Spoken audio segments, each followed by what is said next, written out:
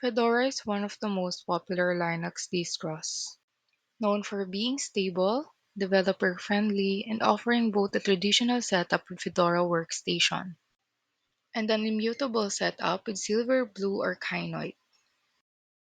Fedora is flexible, but you'll usually install and configure your own apps, including gaming tools. And Bazzite, on the other hand, is built on Fedora's immutable desktop, but designed specifically for gamers.